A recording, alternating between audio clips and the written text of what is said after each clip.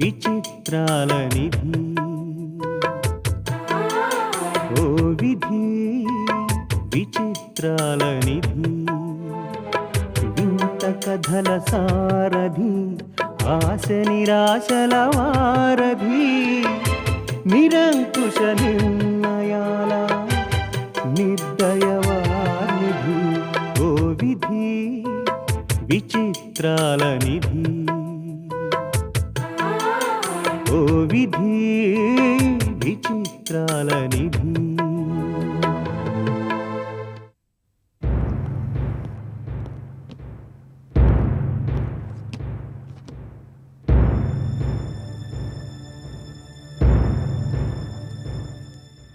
Special ice creams ఉన్నాయి, తీసుకురమ్మంటారా? Boss మూడి వేళ అదోలా ఉంది, 2 సాఫ్ట్ డ్రింక్స్ పట్రా. అలాగే సార్. ఒరే చిన్న, బాసు స్టూడెంట్స్ మధ్య జరిగే గొడవల్ని ఇళ్ల దాకా తీసుకెళ్లే వెధవల్ని ఏమని పిలుస్తారా? వాళ్ళని ఏమని పిలిచినా మనకు అనవసరం కానీ నువ్వు మళ్ళీ మూడ్లోకి రావాలి బాసు. అయినా తన్నింది రాంబాబు గారిని అయితే దాంతో వాడు బాబు గారికి అంట సంబంధం. అదేమిటి బాసు, బిడ్డని తంతే తండ్రికి కోపం రాదు. అయినా ఆయన కాలేజీకి వచ్చింది నిన్ను కలిసి రిక్వెస్ట్ చేయడానికి కానీ పోట్లాడడానికి కాదు కదా. మనతో పోట్లాడి పెట్టుకుని బతకగలడా? మామూలుగానే బతకడం కష్టం, అందున నీతో పోట్లాడి పెట్టుకుని బతకడం మరీ కష్టం.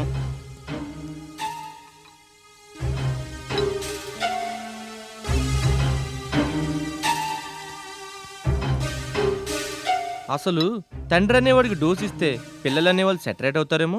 పొరపాటు పడ్డావు బాసు. ఆహా, నా ఉద్దేశం నువ్వు తప్పుగా మాట్లాడావని కాదు, తండ్రి అనేవాడిని తక్కువగా చేసి మాట్లాడుతున్నావు అంటున్నాను బాసు. తక్కువ చేసి మాట్లాడక డాడీ ఈజ్ గ్రేట్ అనమంటావా? పేరెంట్స్లో రెస్పెక్ట్ ఇచ్చి మాట్లాడవలసింది మదర్ ఒక్కరికే. లేదు బాసు. ఏంట్రా రాంబాబు గారిలాగే నీకు తల తిరుగుతుందా? నువ్వేమనుకున్నా సరే, ఆఖరికి నన్ను తిట్టినా సరే నీకు సంగతి చెప్పాలి బాసు. మా ఇంటిని ఎగ్జాంపుల్గా తీసుకుంటే మా అమ్మ జాబ్ చేయదు, పోషణ భారం మొత్తం మా నాన్నే చూస్తాడు. ఇంట్లో డబ్బున్నా లేకున్నా మా బ్రదర్స్కి నాకు పాకెట్ మనీ రెగ్యులర్గా ఇస్తాడు. పిల్లలకు కొత్త బట్టలు ఫ్యాషన్ డ్రెస్సులు కుట్టించాలని అమ్మతో పోట్లాడేది నాన్నే. చెప్పాలంటే చాలా ఉన్నాయి. జనరల్గా అందరూ తల్లిదండ్రుల్లో తల్లికే ఎక్కువగా ఇంపార్టెన్స్ ఇచ్చి మాట్లాడతారు. నన్ను అడిగితే తండ్రికి కూడా ఈక్వల్ ఇంపార్టెన్స్ ఇవ్వాలంటారు. Stop the nonsense. తండ్రి అనేవాడు ఒక ఫూల్. ఆస్తి పాస్తుల కోసం అతను నిర్దాక్షిణ్యంగా భార్య బిడ్డను వదిలేసి వెళ్తాడు. తండ్రి అనేవాడు హృదయం లేనివాడు, భార్యని హింసిస్తాడు. తండ్రి అనేవాడు పప్పెట్, చెప్పుడు మాటలు తప్పుడు మాటలు వినడం తప్ప అతనికి మెదడు ఉండదు. ఇంకెప్పుడు తండ్రి అనేవాడు మంచివాడని నా దగ్గర మాట్లాడుకో.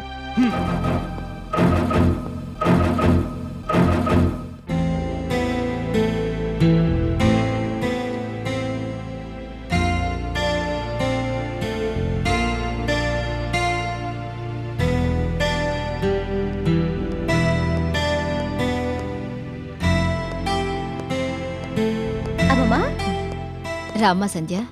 నో నో నో, ఈ పోజ్లో నువ్వు భలేగా ఉంటావు. ఇప్పటికిప్పుడు పెయింటింగ్ నేర్చేసుకుని లియోనార్డో డావిన్సీ లెవెల్లో నీ లైవ్ పోర్ట్రేట్ గీయాలనిపించేంత అందంగా ఉంటావు. అమ్మగారు ఇంతగా పొగుడుతున్నారంటే దీని వెనక ఏదో మతలబుందన్నమాటే. అబ్బబే, అలాంటిదేం లేదు. ఇప్పుడు తాతయ్యకి నిజమైన వారసులెవరు? మనవడు మనవరాళ్లే కదా. మీ మనవడు గురించి అడిగితే నువ్వు మావయ్య చిరాకు పడతారు. ఆహా, ఇప్పుడు అదేమీ అడగబోవట్లేదులే. Don't worry. తాతయ్య బిజినెస్ చేశారు, నువ్వు బిజినెస్ చేస్తున్నావు, మావయ్య బిజినెస్ చేస్తున్నారు. లెక్క ప్రకారం నేను కూడా బిజినెస్ చేయాలి కదా. దేనికైనా తగిన వయసు రావాలి కదా. తగిన వయసు అనేదొస్తే మీరు తిన్నగా ఉంటారా? పెళ్లి పెటాకులని గోల చెయ్యరు. మన దగ్గర అలాంటి పప్పులే ఉడకవు. నేను కూడా నీలాగే బిజినెస్ చేసి ఎప్పుడు నీ పక్కనే ఉంటాను. మరి మొగుడు సంగతో? అదిగో మళ్ళీ. ఏమిటి అమ్మమ్మ మనవరాళ్ళు ఇద్దరు కలిసి తెగ ఎంజాయ్ చేస్తున్నారు? ఏమిటి విశేషం? నీ మేనకోడలు బిజినెస్ లోకి వస్తుందట. అదేంటి, మా కాలేజీలో చేరమని ఉమెన్స్ కాలేజ్ వాళ్ళు అప్లికేషన్ పంపించారే మరి? ఉమెన్స్ కాలేజ్ అప్లికేషనా? ఎందుకు? ఎందుకేమిటమ్మా, నువ్వు అక్కడే కదా చదువుకుంటానన్నావు. నాకు ఆ కాలేజ్ ఏం నచ్చలేదు. అదేమిటి తల్లి, ఇంతలోనే ప్లేట్ ఫిరాయించేశావు? మావయ్య, చదువు కోసం డిసిప్లిన్ కానీ డిసిప్లిన్ మాత్రమే చదువు కాదు. ఉమెన్స్ కాలేజీలో డిసిప్లిను అంటూ అల్లరి చేస్తోంది ఆ ప్రిన్సిపల్. అలాంటప్పుడు చదువేం వస్తుంది? అదేమిటమ్మా, నిన్నటిదాకా అలాంటి కాలేజీని మించిన కాలేజీ లేదన్నావు. అమ్మమ్మా, నేను కుసుమ వాళ్ళ కాలేజ్లోనే చేరతాను. అక్కడ రౌడీలు అల్లరెక్కువన్నావు.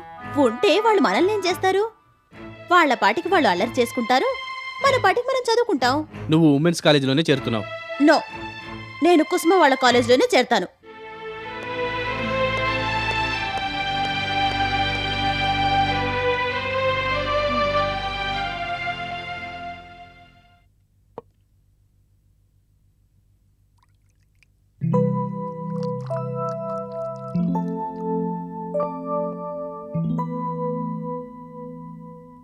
ఇవాళ ఏమిటో ఆకలి దంచేస్తుంది. త్వరగా వడ్డించమ్మా.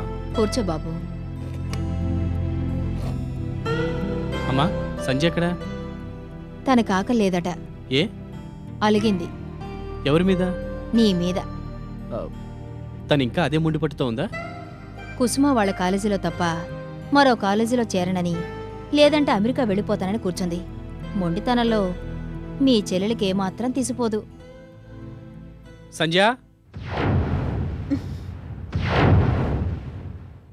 నువ్వు వెళ్ళి చెప్పమ్మా. ఇప్పటిదాకా చెప్పి చెప్పి అలిసిపోయేటొచ్చాను. ఆ చెప్పేదేదో వెళ్ళి నువ్వే చెప్పు. నేను వెళితే తను ఇంకా బెట్టి చేస్తుంది. నేనేదైనా అంటాను, తను మళ్ళీ ఫీల్ అవుతుంది.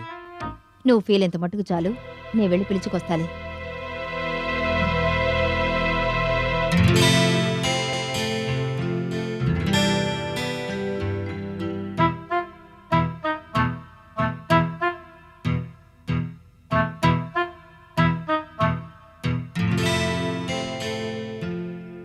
అమ్మా సంధ్య, ఏంటి రాయబారమా? మావయ్య నీకోసం వెయిట్ చేస్తున్నాడమ్మా. నేను మావయ్య ఆన్సర్ కోసం వెయిట్ చేస్తున్నానని చెప్పు. నేను కుసుమ వాళ్ళ కాలేజ్లోనే చేరతాను. భోంచేస్తూ మాట్లాడుకుందాం రా. ఈ టాపిక్ మీద ఇంతవరకు భోంచేస్తున్నప్పుడు 6 సార్లు, ఈవినింగ్ లాన్లో టీ తాగుతున్నప్పుడు 3 సార్లు, గుడికి వెళ్తున్నప్పుడు 1 సారి, హాల్లో 1-2 సార్లు మాట్లాడుకున్నాం. మళ్ళీ భోంచేస్తూ ఏం మాట్లాడుకుంటాం? సంజయ్,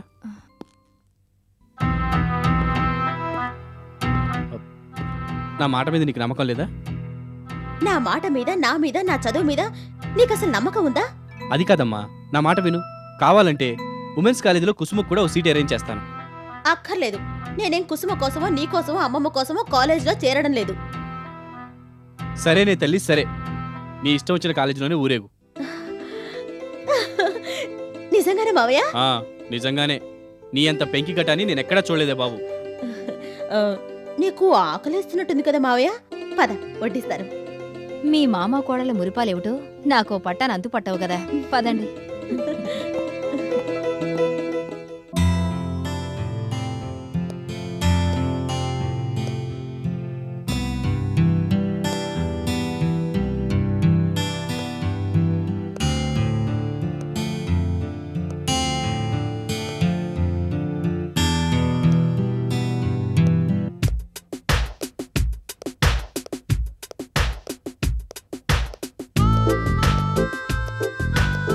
కుసుమా, సంధ్య, what a surprise!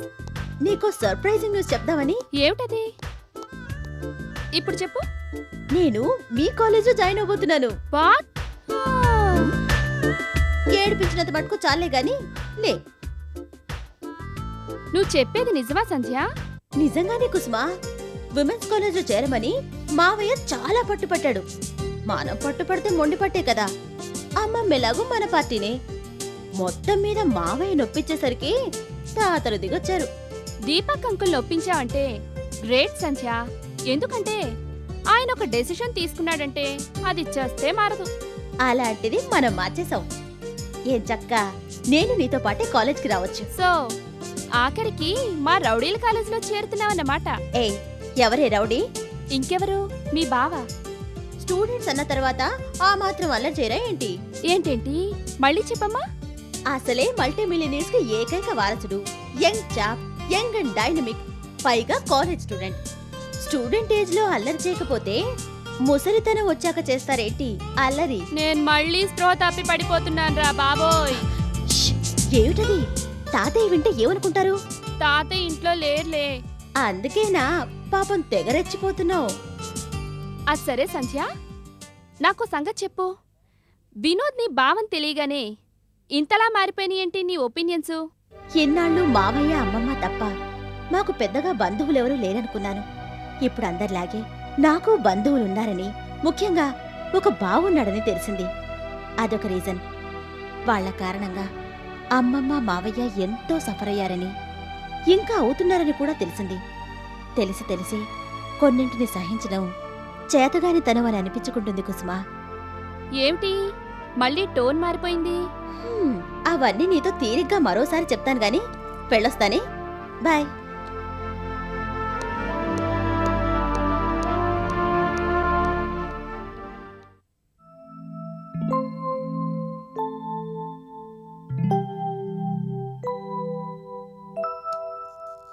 Excuse me madam. రండి.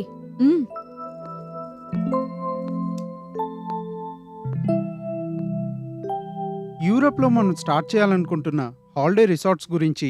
వెయిట్ హాలిడే రిసార్ట్స్ గురించి మాట్లాడుకోవడానికి మనకింకా టైం ఉంది. లక్ష్మీదేవి గురించి ఏం ఆలోచించారు? ఇందులో ఆలోచించడానికి ఏముంది మేడం? ఏమీ లేకుండానే వాళ్ళ కంపెనీ షేర్ వాల్యూ పెరిగిందంటారా? అందుకు కారకులం మనమని నేను అనుకోవడం లేదు మేడం. అనుకోవాలి మిస్టర్ సుధాకర్. ప్రపంచం మన కారణంగానే ఇంత సజావుగా నడుస్తోందని అనుకోవాలి. లేదంటే దాని ప్రకారం మనం నడవాల్సొస్తుంది. ఒకళ్ళ కారణంగా మనం ఒదిగి నడవకూడదు. మీరన్నట్టు లక్ష్మీదేవి కంపెనీ షేర్ వాల్యూ పెరగడానికి మనం కారకులం అయినా కాకపోయినా అది తగ్గడానికి మాత్రం మనమే కారకులం కావాలి. అనుకున్నవి సాధించాలంటే అప్పుడప్పుడు అసలు దారిలో నుంచి కొంచెం పక్కకెళ్ళి ఆలోచించాలి. సారీ మేడం, అలాంటి ఆలోచనలు చేయడం నాకు ఇష్టం ఉండదని, నాకు చేత కాదని మీకు తెలుసు. Okay mister Sudhakar.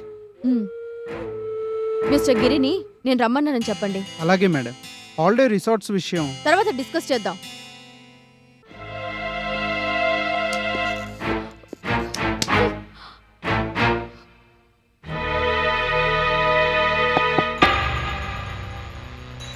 Come in.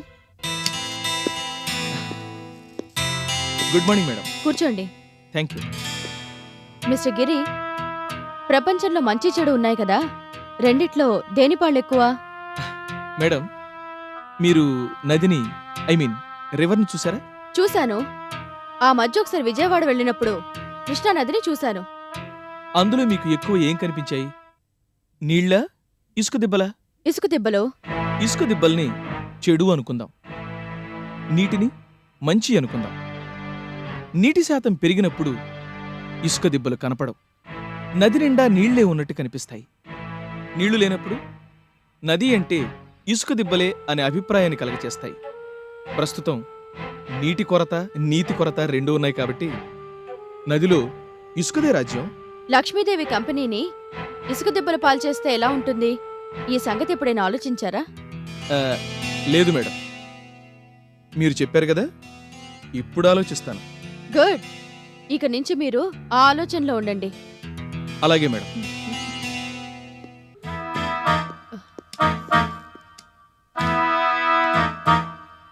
Mister గిరిని promote చేస్తున్నట్టు ఒక లెటర్ టైప్ చేయండి.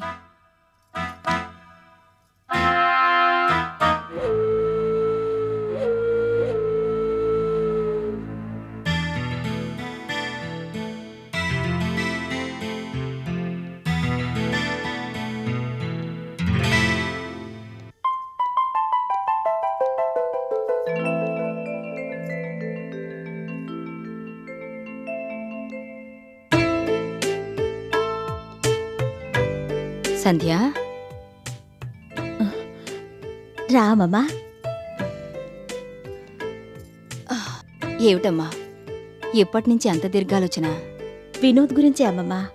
వినోద్ గురించా? తను చదివే కాలేజ్లో నేను చేరబోతున్నాను కదా, అక్కడ ఏం చేయాలా అని ఆలోచిస్తున్నాను. అందుకింతగా ఆలోచించాల్సిందేముంది? కాలేజీలో చేరుతావు, బుద్ధిగా చదువుకుంటావు. అంతకుమించి అక్కడ చేయగలిగిన పనే ఉంటుంది. చదివి మనసుంటే ఎక్కడైనా చదువుకోవచ్చమ్మమ్మా. కేవలం చదువు కోసమే అయితే నేను ఆ కాలేజ్లోనే చేరతానని మొండిపట్టు పట్టను కదా. వాళ్ళు మన కుటుంబానికి చేసిన అన్యాయానికి ప్రతీకారం తీర్చుకుంటూనే ఆ ఇద్దరు ఆడాళ్ళకి బుద్ధొచ్చెట్టు చేస్తాను. అమ్మా సంధ్య, పెద్ద పెద్ద మాటలు మాట్లాడుతున్నావమ్మా. ఇవి పెద్ద మాటలని నువ్వు అనుకున్నట్టయితే నేనిలా మాట్లాడడానికి కారకులు ఆ ఇద్దరూ కదూ. కాదమ్మా, మన తలరాత. Damn it! ఏంటమ్మమ్మా నువ్వు కూడా ఇలా మాట్లాడుతున్నావు? ఆ తల్లి కూతుళ్ళు ఎన్ని ఘాతుకాలకు పాల్పడ్డారో నువ్వే కదా నాతో చెప్పావు. మళ్ళీ తలరాత అంటూ వాళ్ళని డిఫెండ్ చేయాలని చూస్తావెందుకు? డిఫెండ్ చేయడం కాదమ్మా, అలాంటి ఆలోచనలకు పోయి మనసును పాడు చేసుకోవద్దు అని చెప్తున్నాను. గతాన్ని తవ్వుకుంటే కష్టాలు కడగళ్లే కనిపించి మనసును మరింత క్షోభ పెడతాయి తప్ప ఏమాత్రం ఊరటనివ్వవు. చదువుకోవలసిన దానివి, ఎంతో వృద్ధిలోకి రావలసిన దానివి, రేపు ఈ వ్యాపార సామ్రాజ్యాన్ని పరిపాలించవలసిన దానివి.